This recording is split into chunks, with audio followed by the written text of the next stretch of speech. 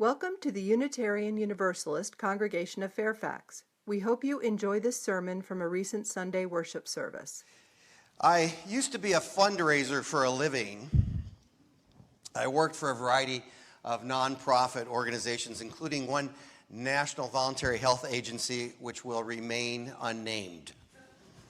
It was the most corporate job I've ever had. Pretty much you were only as good as the last donation that you brought in, or in terms of those days, you were only as good as the last check you collected. I don't know how many of you have been in sales or fundraising and felt this way. Don't raise your hands. I didn't go to work for nonprofit organizations because I wanted to be the most fabulous fundraiser in the world. I went to work for nonprofit organizations because I felt a higher calling, a desire to do something that made a difference in the world. And for the most part, as much as I might have made a difference, I really didn't feel like I was serving that higher calling until I became a Unitarian Universalist minister. There are so many of you here who've given large chunks of your life to a higher calling.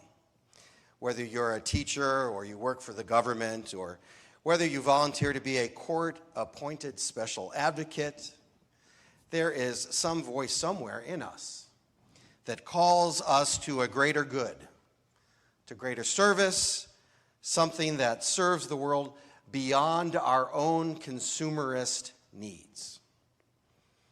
I've come to feel that way about funding our UU congregations and specifically UUCF.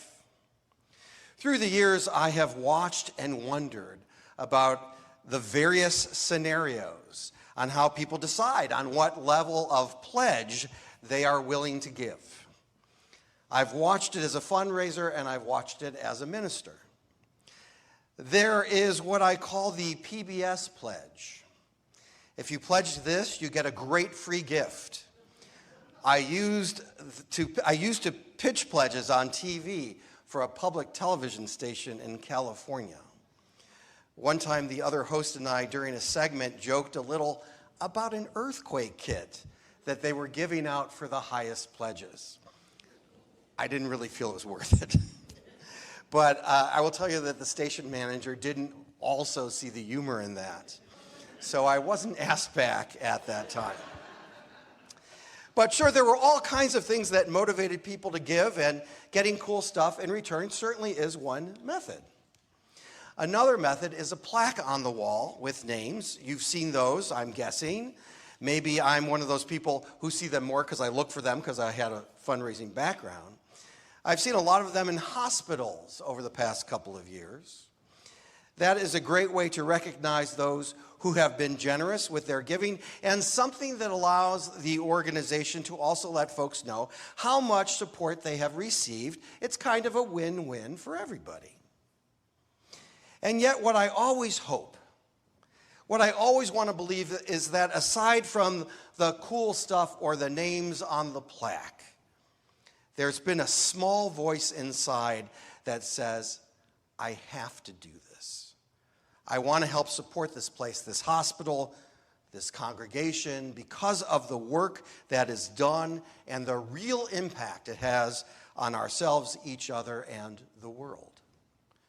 That's the hope that I hold in my heart. So what does that mean for the pledge campaign being kicked off today? Well, what that means is, as you explore your heart, as you decide what you want to give, as you think about whether you can move from one giving level to the next, there are so many ways that I know we have to think about how we decide how to pledge. Of course, it is based on our personal financial situations, of course. I would never want anyone here to let money be an obstacle to your membership or to give money to this congregation that would put your own finances at risk. And yes, I've heard and actually used the argument that if you cut out one Starbucks latte a week, you can add it to your pledge and suddenly you're rich. I don't know why people say that. Sure, you could, but I don't really want you to cut out your latte if it makes you happy. What I'd love for us all to do is never again think of our pledge as a consumerist transaction. For instance, I'm only pledging if they sing my favorite hymn this Sunday. Or I will only raise my pledge if they plant fruit trees in the traffic circle. Which I'd like to see, by the way. I don't, or here's one I love. I don't want my money to go to seat covers for the chairs in the sanctuary, and on top of that, they're buying the color I don't like. So I'm going to reduce my pledge. Now, obviously, I've tried to use a wide variety of examples that I hope we never will have to face, or oops, it could be embarrassing. But I will say that these are not far away from things I have heard through the years. A pledge that comes from this place of a higher calling isn't a momentary vote of support or unhappiness. It is about the idea that is UUCF. It is an idea that deserves support beyond the past and beyond the present. I will always hope that the money Reverend Alice and I give to support this congregation is part of that higher calling. Our personal donation, which because of our belief in UUCF and in Unitarian Universalism, which is a bit of a stretch for us financially, is $4,800 a year. And we're going to be stepping that up to $5,000 a year this year. And we don't expect this donation to fund one thing. We understand that the money we give helps to fund all kinds of things. And at the top of that list is that it goes to support the idea that is UUCF. I have given my life to that idea and that institutions like this should exist. The idea that institutions like this need to exist, that they serve the greater good, that they are fulfilling a higher calling, this isn't a new one. And with that, I couldn't help getting this scene from a pretty familiar movie out of my head. So for once I thought, I'm going to play it for them instead of just watching it while I write the sermon. Don't look now, but there's something funny going on over there at the bank, George. I've never really seen one, but that's got all the earmarks of being a run.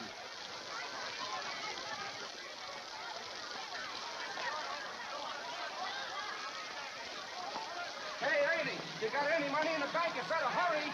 George, let's not stop. Let's go. A minute there. Uh-oh. Please, let's not stop, I'll George. be back in a minute there. Now, just remember that this thing isn't as black as it appeared.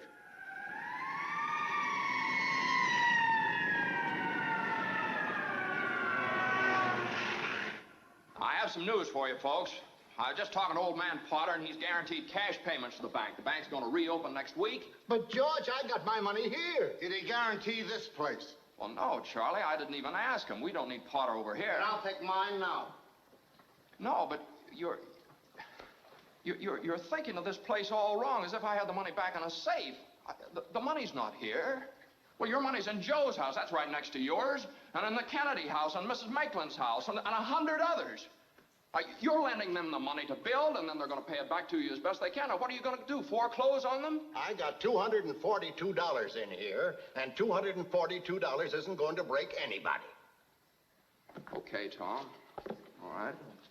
Here you are. You sign this. You get your money in 60 days. 60 days? Well, now, that's what you agreed to when you bought your shares. Tom, did you get your money? No. Well, I did. Old man Potter will pay 50 cents on the dollar for every share you got. 50 cents on the dollar? Yes, cash. Well, what do you say? No, Tom, you have to stick to your original agreement. Now, give us 60 days on this thing. Okay, Randall. Are you going to Potter's? Better to get half than nothing. That's what I said. Tom! Randall, wait. Now, wait. Now, listen to me. I beg of you not to do this thing. If Potter gets a hold of this building and alone, there'll never be another decent house built in this town. He's already got charge of the bank, he's got the bus line, he got the department stores, and now he's after us. Why? Well, it's very simple, because we're cutting in on his business, that's why. And because he wants to keep you living in his slums and paying the kind of rent he decides. Joe, you had one of those Potter houses, didn't you? Well, have you forgotten? Have you forgotten what he charged you for that broken-down shack? Here, Ed, you remember last year when things weren't going so well and you couldn't make your payments? Well, you didn't lose your house, did you? You think Potter would have let you keep it? Can't you understand what's happening here? Don't you see what's happening? Potter isn't selling, Potter's buying. And why? Because we're panicky and he's not. That's why. He's picking up some bargain. Now, we can get through this thing all right. We've got to stick together, though. We've got to have faith in each other. But my husband hasn't worked in over a year, and I need money. How am I going to live until the bank opens? I got doctor bills to pay. I need cash. I can't keep margins on faith. I've got to have... How much do you need? Hey! I got $2,000 here. Here's $2,000. This will tide us over to the bank reopens. All right, Tom, how much do you need? $242. No, Tom, just enough to tide you over until the bank reopens. I'll take $242. There you are. That'll close my account. Your account's still here. That's a loan. Okay. All right, Ed. Well, I got $300 here, George. All right, now, Ed, what'll it take until the bank opens? What do you need? Well, I suppose $20. $20. Now you're talking. Thanks, Ed. That's fine. All right, now, Miss Thompson, how much do you want? But it's your own money, Now, George. don't mind about that. How much do you want now? I can get along with 20, all right. $20, fine. And I'll sign the paper. You don't have to sign anything. I know you pay when you can. That's okay. All right, Miss Davis. Could I have $17.50? Bless your heart. Of course you can have it. You got 50 cents. There we go. 7. We're gonna make it, George. 6. They'll never close us up today. 5, 4, 3, 2, 1. Bingo! We made it. Come on, you. We made it. Look, we're still in business. We still got $2 left. Well, look, let's have some of that. Let's celebrate.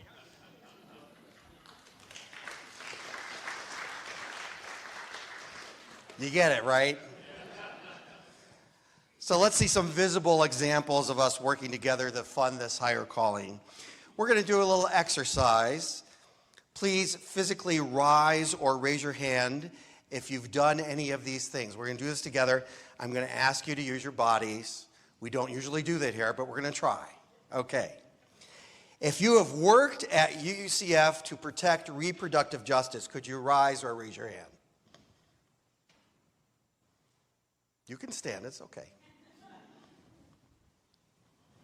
If you've done anything to support immigrant families, could you rise or raise your hand? Look around you, everybody.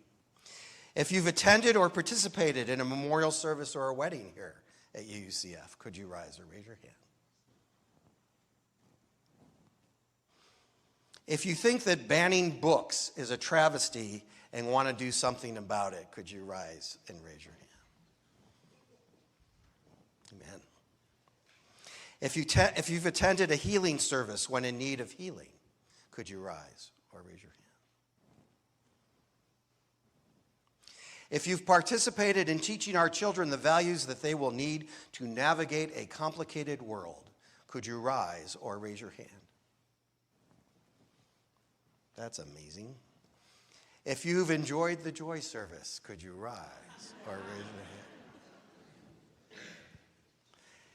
If you have stood at the NRA in the blazing sun or the freezing cold witnessing against gun violence, could you rise or raise your hand?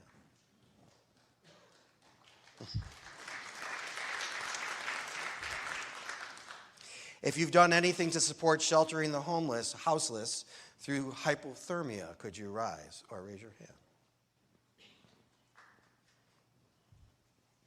If you've joined together on the third Thursday of every month to share soup, conversation, or community, could you rise or raise your hand?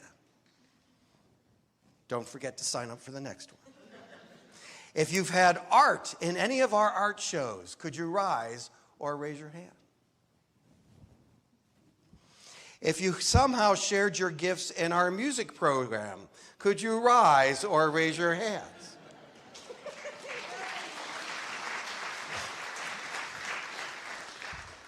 If you're part of this incredibly dedicated staff, could you rise or raise your hand?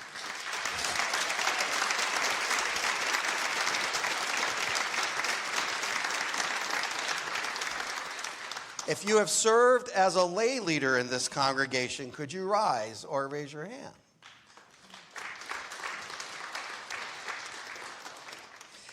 If you have served on a UUCF committee, could you rise or raise your hand? Who wants to be on the board? No. If lighting a candle on a Sunday morning has been meaningful to you, could you rise or raise your hand? If you've come here to worship on Sunday just to find some connection, inspiration, or love, to see friends, to meet new people, to sit quietly, to sing, or to pray, could you rise? Rise if you've done that. And stay risen, please. Now, if you think that progressive religious communities need to exist to be a beacon of hope and light and of justice and of spiritual grounding and sustenance to help save the conscience and soul of this country, can I get an amen? Amen. If that is the case, then our pledges, our funding to UUCF needs to be about this higher calling.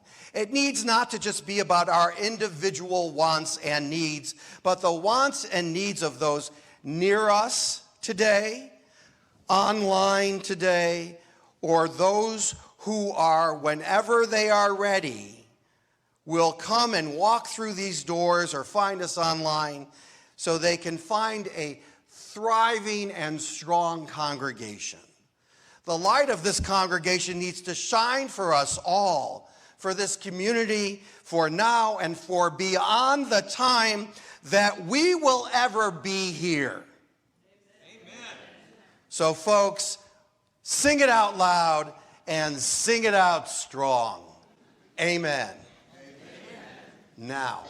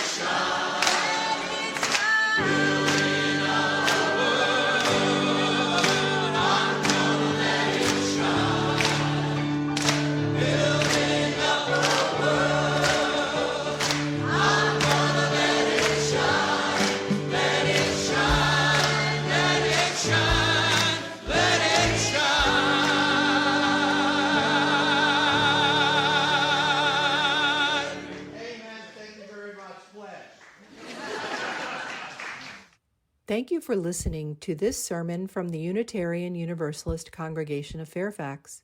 To listen to more sermon podcasts, go to uucf.org/worship-services and scroll down to sermon podcasts.